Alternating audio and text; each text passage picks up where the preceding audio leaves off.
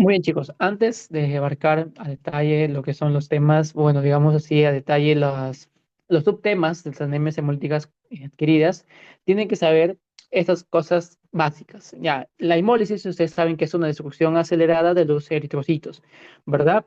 Eso que va que conllevar que cuando hay una hemólisis se va a estimular lo que es la eritropoyetina, generando así la estimulación a la médula ósea, generando la producción de los reticulocitos, ¿no? Entonces, desde ya cuando ustedes tienen, por ejemplo, estudian sus anemias, tienen que saber dividirlas en unas anemias regenerativas y una anemia arregenerativa.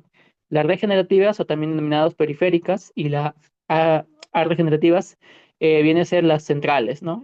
Es decir, por ejemplo, cualquier proceso metabólico, infiltración, neoplasias, todo, a nivel de la médula ósea te va a generar anemias arregenerativas. Y por ende, tú cuando solicitas tus reticulocitos, en anemias regenerativas vas a tener disminuido, ¿ok? En cambio, las regenerativas, pues los reticulocitos van a estar incrementados. Desde ahí comenzamos todo. La hemólisis, ¿qué les dije que es? Pues es una destrucción acelerada de los hematíes, ¿no? Los hematíes se destruyen a nivel periférico y eso genera que haya una estimulación por la eritropoyetina, generando el aumento de estos mismos, ¿no? Los reticulocitos que son células inmaduras. Comenzamos con esto. Aparte, como la hemoglobina se va a estar degradando, va a generar también lo que es un aumento de la bilirrubina indirecta, ¿verdad? La bilirrubina indirecta va a estar incrementada en estos procesos, por ende, nosotros lo podemos, principalmente es la indirecta, ¿no? La indirecta es la que está incrementada, ¿ok? Entonces tú, cuando estás estudiando detalle, por ejemplo, lo que son las anemias, siempre tienes que pedir, por ahí también, por ejemplo, tus bilirrubinas, ¿no? Para diagnosticar un proceso hemolítico también.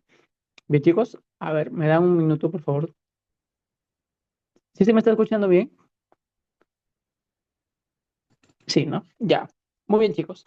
Miren, entonces, el según yo les digo para que lean, porque es un libro más completo, es el pregrado. Ya, el libro pregrado te explica más a detalle. Y de ahí siempre sacan preguntitas y se van a dar cuenta. ¿Ok? Entonces, acá me olvidé mencionar que cuando aumenta la bilirrubina indirecta, vas a tener también que posiblemente un paciente se presente que la ictericia, ¿no? Correcto. Entonces, el libro nos menciona, chicos, que cuando hay una hemólisis, la médula ósea aumenta su respuesta en mayor de 6 a 8 veces.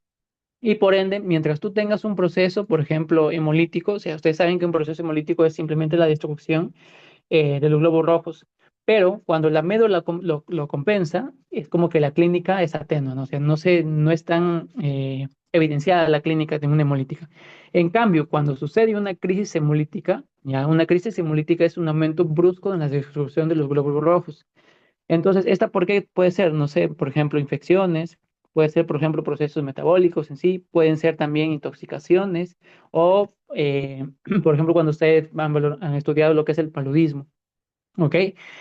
Y también el consumo de ciertas sustancias, por ejemplo, también el consumo de habas, ya el consumo de habas que lo vamos a ver en dónde, en las deficiencias de la glucosa 6 fosfato deshidrogenasa, que se llama abismo. ¿Ven? Y la crisis aplástica, chicos, es cuando hay una parada brusca de la eritropoyesis, que la eritropoyesis es la producción de células nuevas, ¿dónde? En la médula ósea, ¿verdad? Entonces, estas son las terminologías distintas, crisis hemolíticas y crisis aplásicas. ¿Ok?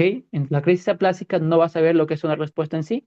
En cambio, en la crisis hemolítica hay un aumento brusco de la destrucción de los glóbulos rojos, donde pues, la sangre periférica, ¿no? ¿Qué tipo de anemia nos va a dar? En todo caso, chicos, y ustedes ya les mencioné, ¿no? Una anemia, ¿qué tipo? Regenerativa. Entonces, si a ti te ponen un paciente, por ejemplo, en tu casito, y te dicen los reticulocitos o índice de reticulocitos se encuentra incrementado, ya te hace pensar en una anemia regenerativa y por ende empiezas a ver todo tu perfil de cuáles son los tipos de anemias regenerativas, principalmente que es la anemia hemolítica y por la pérdida de sangre, ¿no? O sea, cuando tú pierdes sangre también hay lo que es una producción de eritropoyetina generando los aumentos de reticulocitos. ¿Ok? Perfecto. Entonces, miren. Vamos a hablar de toque primero de su clasificación. Ya tenemos las anemias hemolíticas corpusculares y extracorpusculares. Las anemias hemolíticas corpusculares es cuando hay una destrucción donde propiamente un defecto en el hematíe, ¿verdad? Y esta es más que nada que se debe a lo que son las anemias hemolíticas congénitas, ya que este es un tema aparte, chicos, ¿ya?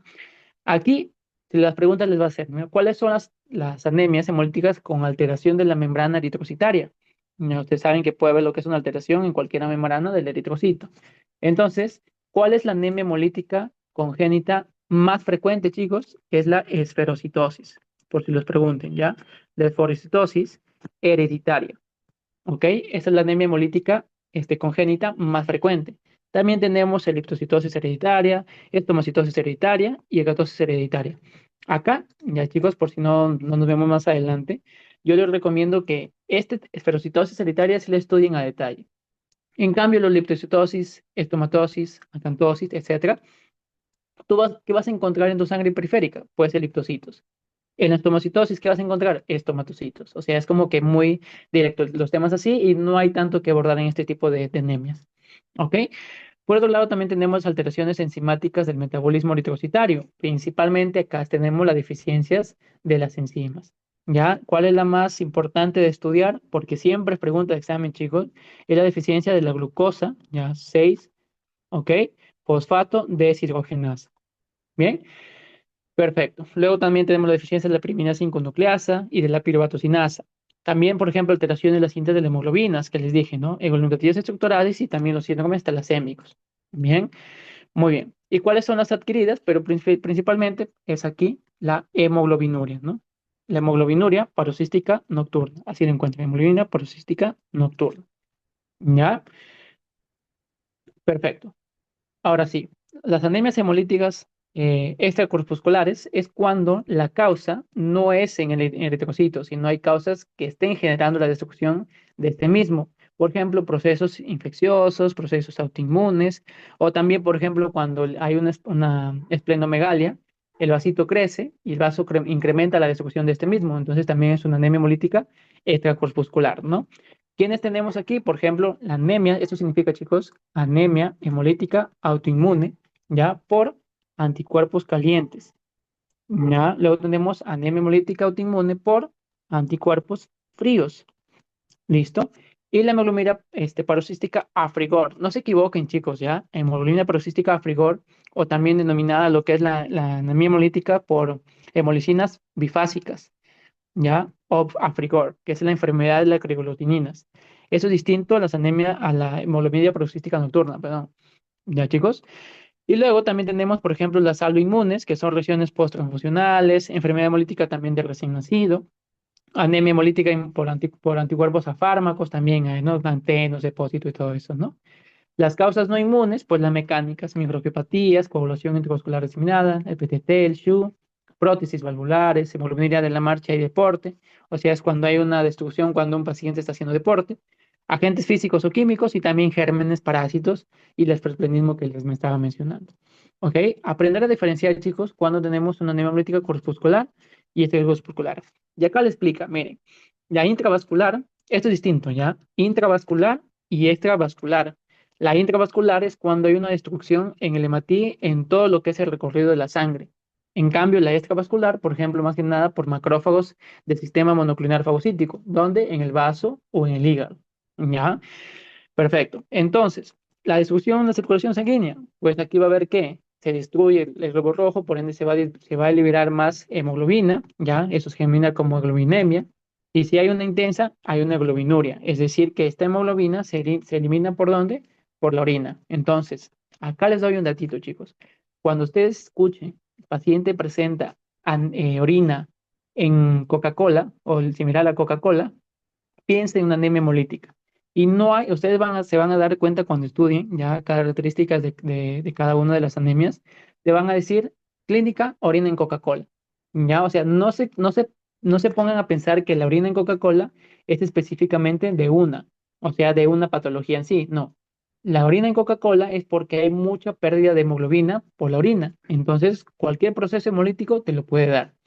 Bien, hay acumulación renal también de qué? De la hemosiderina, por ende, que va a producir una toxicidad renal. ¿Cómo lo identificas? Con la tinción de Pearson, por si les pregunte. En cambio, la extravascular, es decir, chicos, son los macrófagos que empiezan a destruir, ¿ya? Por ejemplo, cuando están recubiertos por inmunocomplejos, ya por antígenos, o sea, por ejemplo, lo que son los autoinmunes, por ejemplo, el vaso lo identifica y lo destruye, ¿no? Son degradados también, por ejemplo, en lípidos o en proteína del grupo hemo, generando así que el aumento de la bilirrubina. Ya, si hay una hemólisis masiva, pues se va a presentar también una esplenomegalia.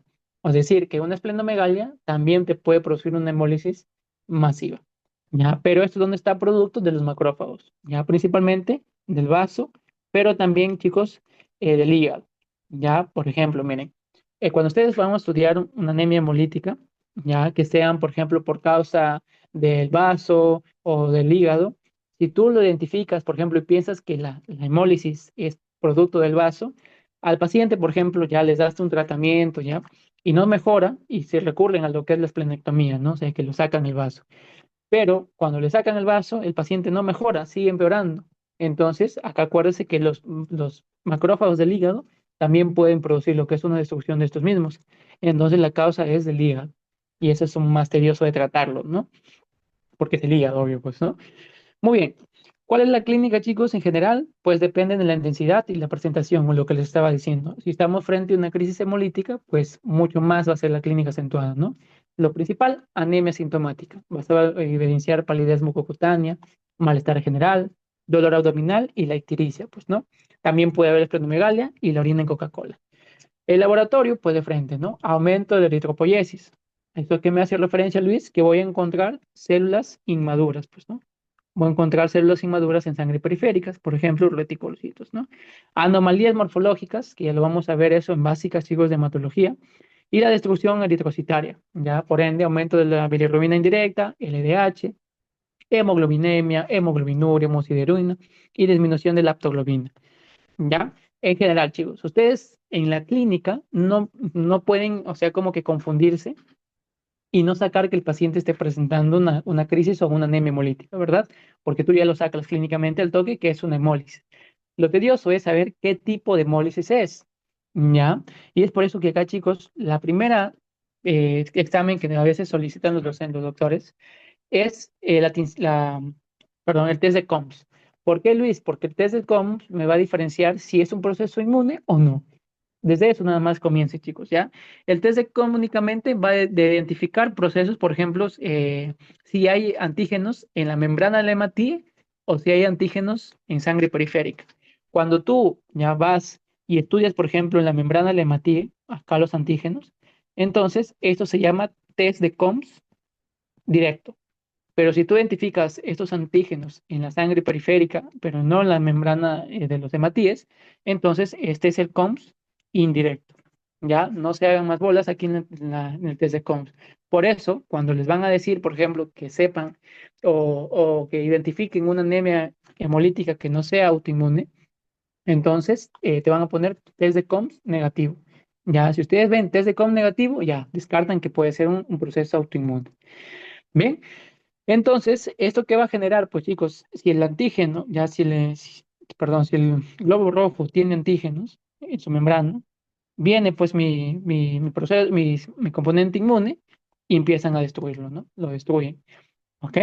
Y estos pueden ser de clase IgG, o sea que el eritrocito esté recubierto por IgG o por IgM, ¿ya? Acá, chicos, grábeselo, ¿ya? Cuando es por IgG, es anemia hemolítica autoinmune por anticuerpos calientes. IgG siempre isósceles al calientes. Y se les dicen IgM, anemia hemolítica autoinmune por anticuerpos fríos. ¿Ya? ¿Por qué se eliminan anticuerpos calientes? Porque se activan cuando hay temperatura alta y los anticuerpos fríos que se activan cuando la temperatura está disminuida. Y Luis, también me mencionaste ya de la hemoglobina bifásica o Afrigor. Pues aquí es que están los dos, o sea que hay anticuerpos fríos y anticuerpos calientes. Es decir, que cuando hay la temperatura, por ejemplo, está baja, o sea, fría, los antígenos empiezan a unirse a la membrana del hematíe y cuando la temperatura aumenta, por ejemplo, mayor de 37 grados, es ahí en donde se activan, o sea, empiezan la destrucción. Por eso se le llaman bifásicas o enfermedades de las crioglutinas. Ok, chicos, hasta ahí no creo que haya complicaciones, ¿no? Bien, y pues acá, de la misma forma ya les expliqué, pero les voy a dejar textual para que lo noten. Ya, cuando tenemos frente a lo que son anticuerpos calientes, pues es el IgG, fríos, IgM. Y los bifásicos, pues acá la pregunta que les pueden hacer por rotación es qué tipo de examen solicitamos cuando tenemos molecinas bifásicas. Ya principalmente el test de Donald Landsteiner. Ya, esto anotadito, chicos, que por ahí he visto preguntitas de rotación más que nada. Bien, perfecto. Muy bien, chicos. Entonces, el test de comps, ya les expliqué, no hay más a detalle que puedan confundirse en sí, ¿no? Muy bien, perfecto. ¿Alguna pregunta, chicos, hasta acá? Si no, para ir a detalle cada uno de ellos. ¿Estamos bien? ¿Estamos corriendo mucho? Yo creo que sí se entiende, ¿no? ¿Alguna pregunta, chicos, o continuamos?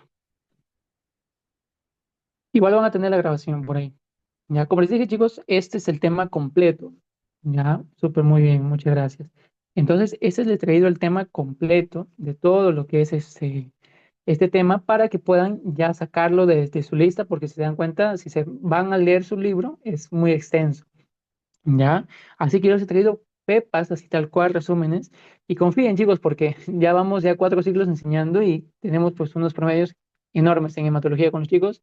Ya le agarré la técnica de preguntarle a los docentes, ya sé cómo desenfatizan, por ejemplo, porque ustedes saben que en hemato, ustedes no van a sacar una patología solo por la clínica. Ya, ustedes tienen, por ejemplo, una crisis hemolítica, ya, es hemólisis y ya. Tienes que solicitar exámenes para que des el diagnóstico. Entonces, por eso al final he puesto esto, miren, core pepas. Si te dicen esto y te dan el examen positivo para esto, es esto. O sea, es como que cosas así tienes que estudiar hematología. Muy bien. Entonces, por anticuerpos calientes es la más frecuente. Ya, chicos, si te dicen cuál es el proceso autoinmune caliente más frecuente, caliente más frecuente, perdón, el proceso o una anemia hemolítica autoinmune, ¿cuál es la más frecuente? Es por anticuerpos calientes. Se presenta mejor en mujeres, aparece en cualquier edad y escuchen, la mayoría está asociada a una enfermedad, obvio. ¿Por qué? Porque eso es lo que te da lo que es las reacciones cruzadas, ¿no? Por ejemplo, lupus, linfomas, la leucemia linfocítica crónica. Ya, ustedes tienen que saber también esos fijos porque en la segunda unidad van a ver puro cáncer. Leucemia linfocítica crónica. ¿Bien?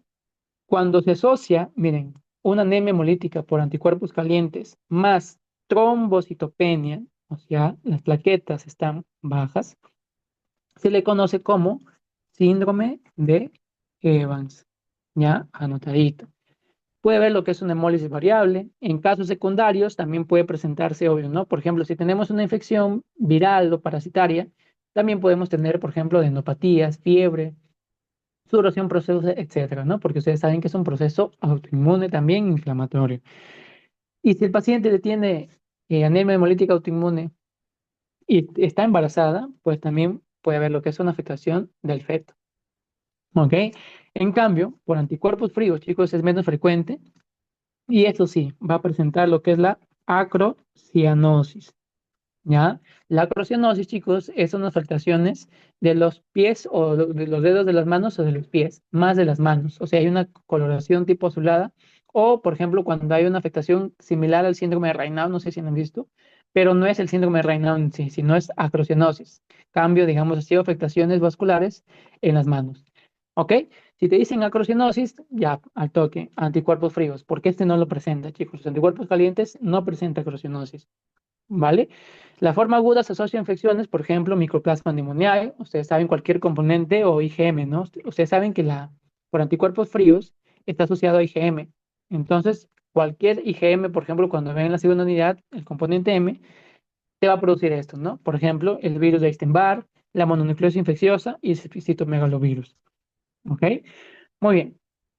Entonces, por acá les anoto, ¿no? Que se asocia a qué? A un IgM policlonal, ¿ya? Policlonal. Perdón, chicos, por la letra. Ya. La forma crónica puede ser idiopática o también puede presentarse como una manifestación de un síndrome linfoproliferativo. ¿Qué es el síndrome linfoproliferativo, Luis? Lo van a ver en la segunda unidad. Es un montón, ¿ya? Los síndromes linfoproliferativos son linfomas de expresión leucémica. Es decir, ustedes saben que un linfoma es un cáncer del ganglio linfático o de los ganglios linfáticos, ¿no? Ya, por ejemplo, tienes adenopatías, ¿ya? O una adenopatía, cáncer, ¿ya? En los ganglios linfáticos. Entonces, hacer un componente muy proliferativo, es decir, que las células son muy rápidos de generar o crecer en números, se infiltran a la sangre o a la médula ósea, generando ¿qué? Leucemias. Entonces, es como digamos que un linfoma de Hodgkin con expresión leucémica, ¿ya? Ese datito. La anemia empeora con el invierno, obvio, porque es por anticuerpos fríos, ¿no? ¿Cómo es el diagnóstico en un anticuerpo caliente? Pues es una anemia variable, normo-normo, ya normocítica, normocrómica. En el síndrome de Evans vas a tener anticuerpos contra también los hematíes y con las plaquetas, ¿no? En las frotis, ya les dije, frotis van a tener reticulocitos o esperocitos, ¿ya? El test de COMS va a ser positivo ¿para qué? Para IgG. Y laboratorio característico de hemólisis. Ya no lo puse a todo detalle porque ustedes saben, bilirrubina aumentada, LH aumentada, hemoglobinuria, etcétera, etcétera, etcétera, ¿ya?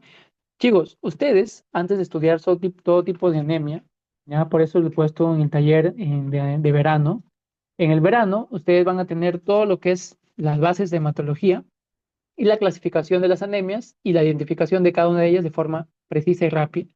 ¿Ya? Tienen que saber cómo es los valores, por ejemplo, de una normocítica, normocrómica, también la terminología, por ahí también de una vez estudiar eh, todo lo que es el componente coagulatorio, ¿listo? Entonces, si ustedes sacan, por ejemplo, les dicen en el caso clínico, estamos frente a una anemia normocítica, normocrómica. Entonces tú descartas un montón. Por ejemplo, talasemias, descartas también anemia ferrofénica y también, por ejemplo, lo que es las anemias por déficit carenciales de vitamina B12 y también el ácido fólico, ¿no? Que estos te generan ¿qué tipo de anemia? Macrocítica. Entonces, eso es importante que ustedes sepan. ¿Y qué tipo de anemia tenemos acá? Normo. Bien. En cambio, el anticuerpo frío es lo contrario, anemia discreta. En la frotis podemos tener eritrocitos en pila de monedas. ¿Qué es en pila de monedas, Luis? Por ejemplo, o sea, su frotis ustedes saben que es de la sangre, no van a tener lo que es una muestra en laboratorio. Ustedes van a ver los eritrocitos así, ¿ya? Así, empilados, digamos así. Esto también se ve, por ejemplo, en el mieloma múltiple. Esto se llama en pila de monedas. ¿Ven? La aglutinación máxima es a 4 y desaparece a 37. Por eso, cuando un paciente que tenga una anemia hemolítica por anticuerpos fríos le da calor y este puede ser beneficioso para este mismo, porque miren, cuando está a 4 grados comienza la hemólisis, pero cuando ya llega al cuerpo a mayor de 37 grados, desaparece.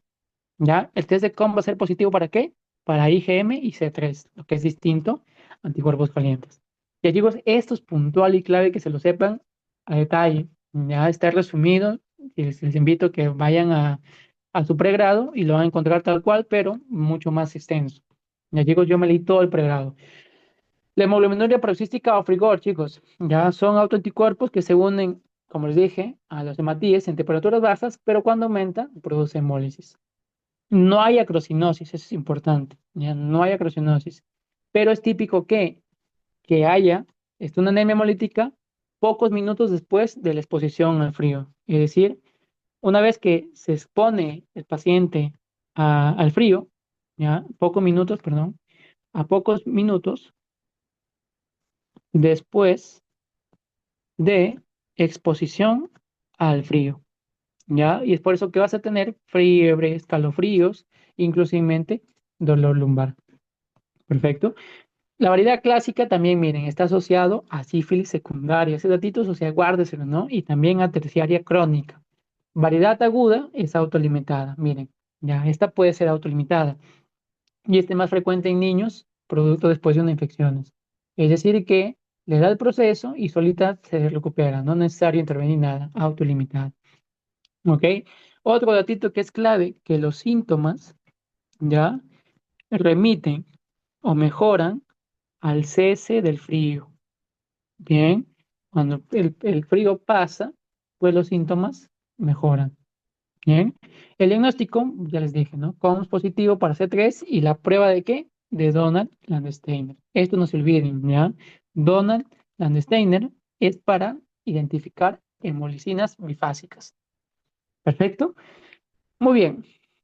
¿Cómo es el tratamiento? Pues hacerle un proceso autoinmune que le va a dar corticoides, pues, ¿no? En anticuerpos calientes, el tratamiento de primera elección viene a ser la prednisona, ¿ya? De 1 a 1,5 miligramos kilogramos día de forma oral y una duración aproximadamente de 2 a 4 semanas. Y luego ustedes saben que los anticuerpos, los corticoides, lo vamos a ir reduciendo poco a poco, ¿no? Poco a poco hasta quitarlo completamente. Si el paciente ya tiene, por ejemplo, una crisis grave o hemólisis severa, ya aquí podemos utilizar endovenoso, lo que es la metilprednisolona. ¿A una dosis de cuánto? De 500 a 1000 miligramos día por 3 días, o también la administración de hemoglobina G endovenosa en dosis altas. ¿Ya, chicos? Entonces, en preguntas de tratamiento, no es tan como que puntual que sepas de la duración y todo eso para temas de examen parcial y final, pero para ECOE sí es importante, ¿no?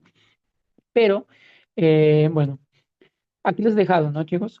Hay una respuesta, o sea, cuando ya vamos a ir retirando lentamente o ya sacamos el tratamiento de un paciente con anemia hemolítica por anticuerpos calientes, es cuando evidenciamos que la hemoglobina empieza a aumentar, chicos. ¿Cuánto? Mayor de 10 o a 11 gramos por decilitro.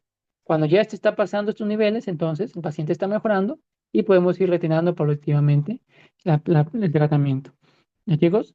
Si hay fracaso, esto, tratamiento, por ejemplo, dentro de 3 a 4 semanas, o la necesidad de dosis altas, miren, ya un montón, ¿no? Más de 15 miligramos día de prednisona, pues ya no se va a beneficiar de solo esto y ya tenemos que agregar el rituximab.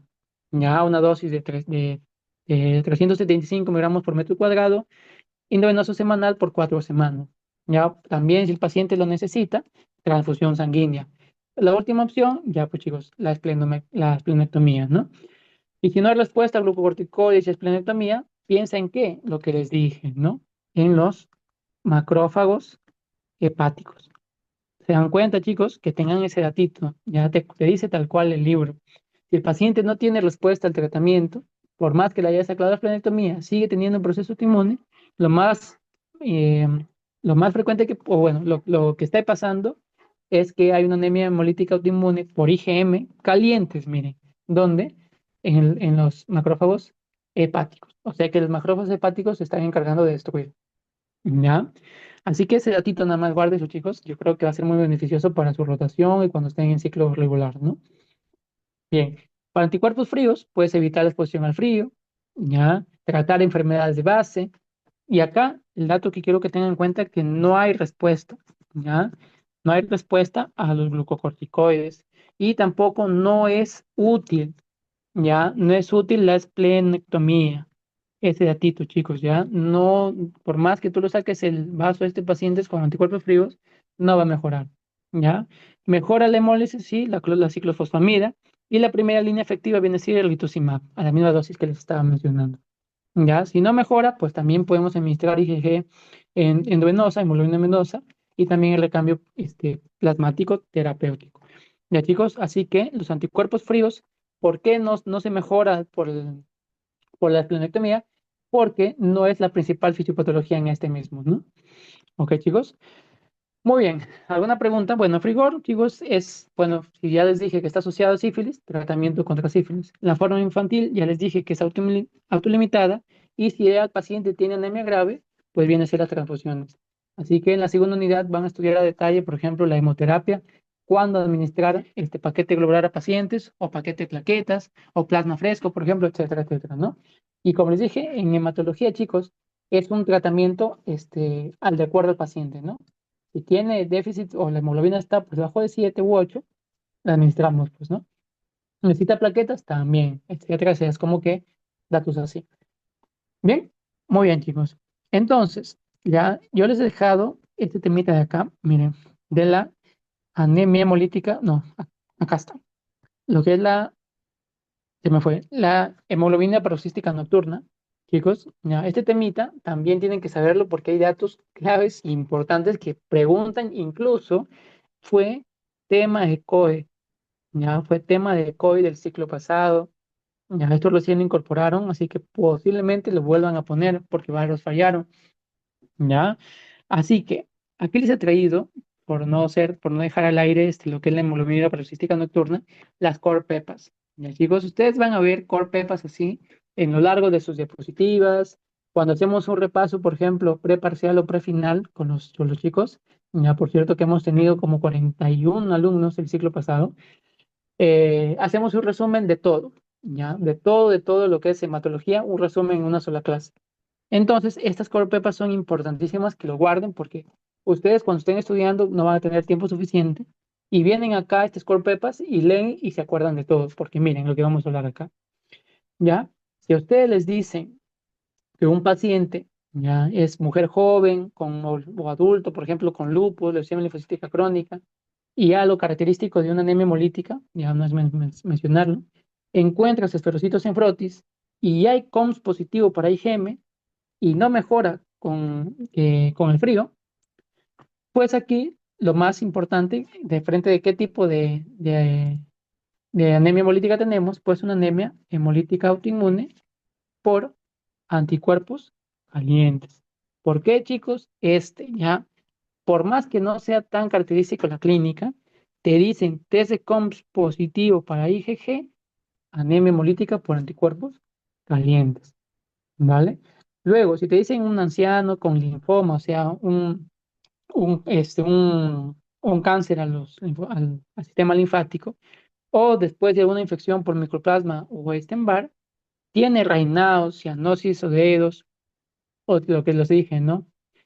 Y aparte te dan positividad para C3 y no la IgG, te pueden decir así, yo he visto casitos de chicos, el test de COMS positivo para no IgG, ya, es decir, que es positivo para qué, para IgM, ya, por si acaso van poniendo IgM. Y hay una hemólisis intravascular, pues ¿en qué piensas? En una anemia hemolítica autoinmune por anticuerpos fríos. ¿Listo? Y el tratamiento aquí les he puesto lo mismo, ¿ya? No se debe dar corticoides ni la esplenectomía en pacientes con anticuerpos fríos. Y luego, miren, si te dicen niño post-infección viral o este datito, ¿no? Que está en rojo, hemoglobinuria tras exposición al frío, este es datito importante. Hemólisis episódica e intravascular, COMS directo puede ser negativo y positividad ¿para qué? Para el test de Donald Landsteiner. ¿Esto característico de quién? A frigor, ¿no? A frigor o las enfermedades de las crioglutininas o las hemolicinas bifásicas. ¿Ya? Así que cualquiera de estos se les pueden poner. Bien, acá te dicen adulto joven con hemoglobinuria matutina. Chicos, esto como les dije es una clase, les he dejado ahí lo que es en el ciclo regular, lo que es anemia hemoglobinuria paroxística nocturna. Este datito importante. Miren, cuando te dicen un paciente con un proceso hemolítico y aparte te evidencia trombosis venosa inexplicable, y así ha venido tal cual los exámenes, chicos, ¿ya?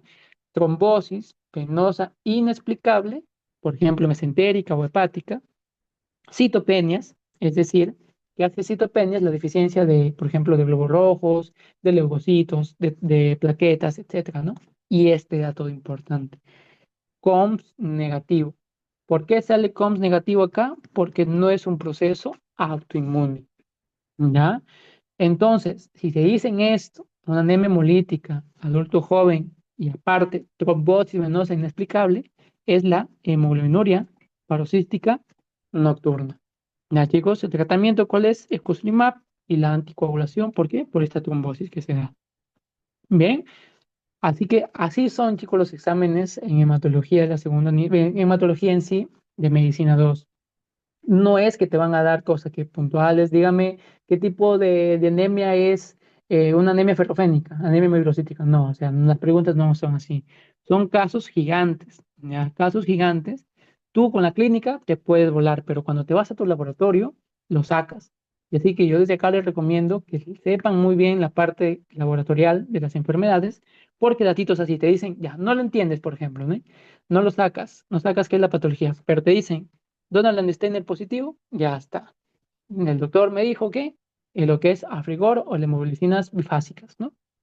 Listo. Aparte, este también me acuerdo que hay un examen que te piden para la hemoglobina paroxística nocturna, pero no es tan prudente, digamos así, en este momento, ¿no? Pero la trombosis venosa inexplicable, ahí está, ya me acordé, chicos, ya, el test de Ham. Test de Ham positivo también es para la hemoglobina paroxística nocturna, ¿ya?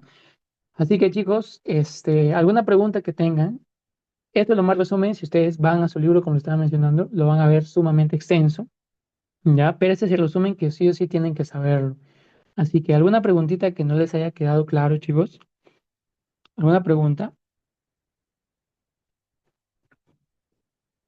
¿todo bien? ¿Entendido? ¿Algo que repita? Y así. Luego las congénitas, digo, sí es más larguito, o sea, sí es extenso, pero hay cosas que se deben obviar, que en el libro del pregrado, o sea, lo dice de más. pero hay cosas que se deben obviar y cosas que sí tienes que saberlo, ¿no? Y entonces, la siguiente clase, digamos así, de anemias hemolíticas va a ser las congénitas, que estas sí son extensitas. Como si me permiten, ahorita voy a ver por acá, si lo tengo para que se den cuenta, más que nada, porque yo sé que algunos de ustedes estudian más que otros, pues, ¿no? Por ejemplo, los que están conectados aquí, las 7 personitas, son los que realmente ponen énfasis, ¿no? Sé que falta un montón, pero desde ya que se interesen a estudiar, estando aquí en enero, faltando 3 meses, pues dice ya mucho de ustedes, ¿no? Entonces, a ver, déjenme por favor, miren, para ustedes, porque yo sé que van a querer estudiar más, ¿no? Acá, ciclo regular, por ejemplo, hematología, material, las congénitas. Mira, estas son las congénitas. Miren, chicos, ya en las congénitas tienen que saber lo mismo, lo que se ha puesto acá. Tienen que saber lo que es la esferocitosis hereditaria y las alteraciones enzimáticas. Lo que les dije de eliptocitos, estomatocitos, es lo más rápido posible, ¿no? Por ejemplo, en un niño que sea una hemólisis, estomatocitosis. En un paciente que no mejora o después de una esplenectomía, también eliptocitosis. Pero etcétera, no, o sea, no voy a entrar a detalle, sino son cosas puntuales así nada más. En cambio, el déficit de glucosa 6-fosfato deshidrogenasa, este sí ha sido pregunta, chicos, ¿ya?